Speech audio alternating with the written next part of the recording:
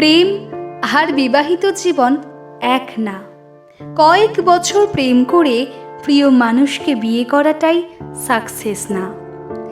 একজনকে ভালোবাসলাম, তাকে যে কোনো উপায়ে পেয়ে গেলাম মানেই আমার ভালোবাসা ধন্য হয়ে গেল, আমার জীবন পূর্ণতা পেয়ে গেল, এরকম ভাবাটা বোকামি।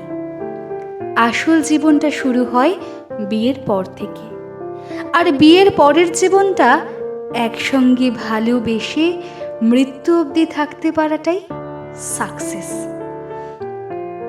5 বছর প্রেমের পর বিবাহ করে তৃপ্তির ঢেকুর তুলে নিজেকে সাকসেস ভাবা, আর বহু লোকের সম্পর্ক 5 মাস পার না হতেই আমি ডিভোর্স হয়ে যেতে দেখেছি।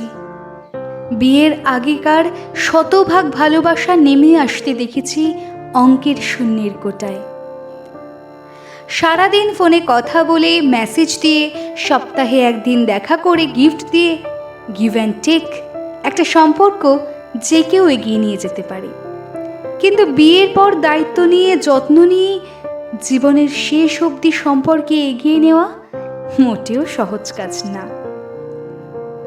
বিয়ের পর যখন আবেগ কমে, ফ্যান্টাসির জগৎ ছেড়ে যখন আমরা বাস্তবিক জগতে নেমে আসি, ধীরে ধীরে সৌন্দর্য হারায়, শারীরিক চাহিদা যখন কমে আসে, শত দায়িত্ব যখন ঘাড়ে চেপে বসে, ঠিক তখন সম্পর্কটাকে বোঝা মনে করে পালিয়ে না গিয়ে থেকে গিয়ে ভালোবাসতে পারা সত্যিকারের পূর্ণতা।